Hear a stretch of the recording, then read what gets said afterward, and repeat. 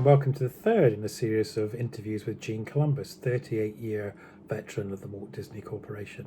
In this video, Gene goes right back in time to the early 60s when, as a young man trying to break into the industry, he was standing in a queue, and guess who turned up? Oh my goodness, thank you for coming back again. This is Gene Columbus in Orlando, Florida, home of Walt Disney World, where I spent 38 years and retired after all that time. And it all started though when I was a very young man, and I got involved with performing. And there's a reason I did that, and obviously it was a pretty girl, but that's for another time. I went out to Hollywood because I wanted to be in the movies. I got out to Hollywood, and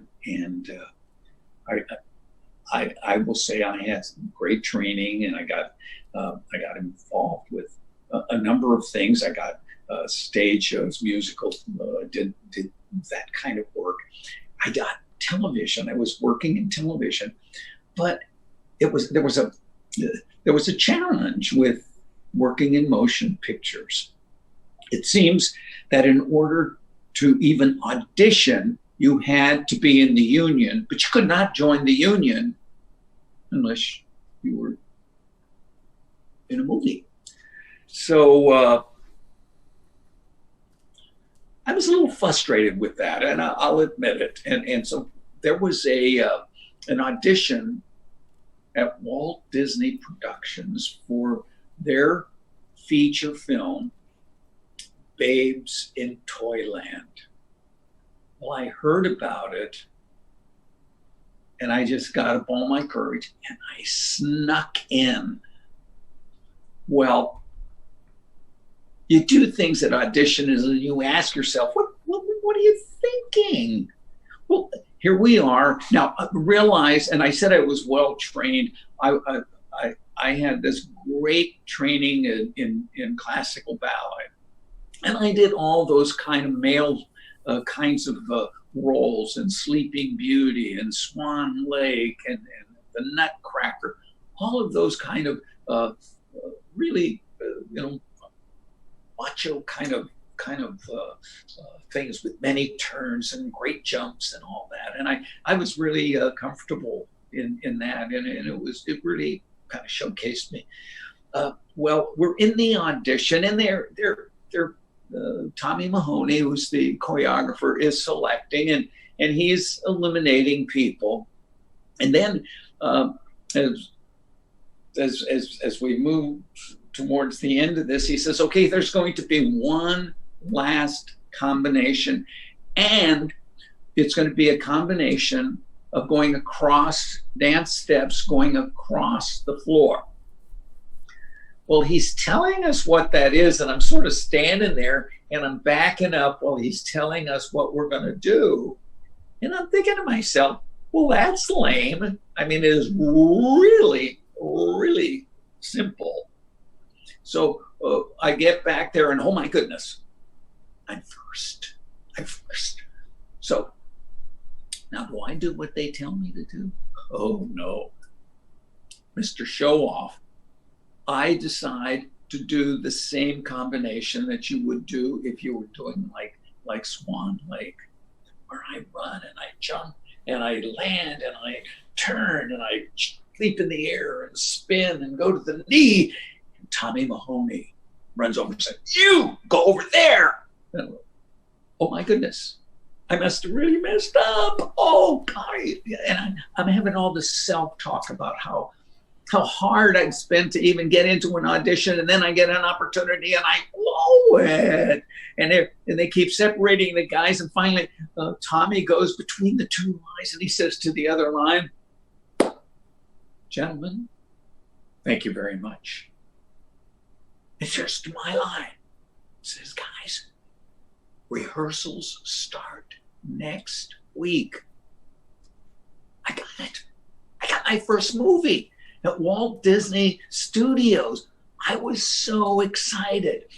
Well, they had a clipboard, and you had to fill out all this stuff at union affiliation, and I belong to every union except the Screen Actors Guild or the Screen Extras Guild. So, but it turned out that Tommy selected me first, and I will say that I really nailed the combination. I was so excited, and I went home, and I had to call my parents to tell them. Now, my parents weren't necessarily enthralled with my career choice. My mother thought I should be an accountant or something. Accountant? Ooh. Well,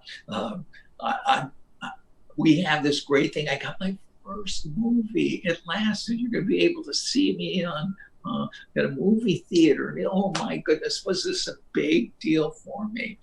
Well, I sit back in this euphoric state, and I get a call, and the voice on the other end identifies himself as Dick Ives, Disney Casting. Gene, the union has challenged you being on this film. You're not a member of the union, nor were you even authorized to go to the audition. We have to cut you. I was devastated. Just the phone call to my parents to tell them that it was all a big mistake. Up to that point, that was about the hardest phone call I had to make. I sat in my apartment. I don't think I left for 3 days. I was, maybe my mother was right. Maybe I needed to go look and find something else, because this kind of rejection just so difficult, so painful.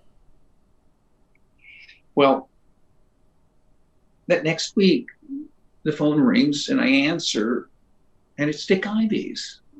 And Dick starts by saying, we want to apologize that we were unable to use you on this. You obviously have the training and the skills that necessary to do this kind of work. But the issue is about the union. Now, we are doing another film. It's called The Misadventures of Merlin Jones, with Tommy Kurt and Annette Funicello. And we would like to know if you'd be willing to be a stand-in for Tommy Kurt. What is that? What do I have to do? It takes no talent. All you do is stand there for them to focus the lights and the camera. But it'll get you in the union. Yes, yes, yes. I went down and I joined the union before anybody could change their mind.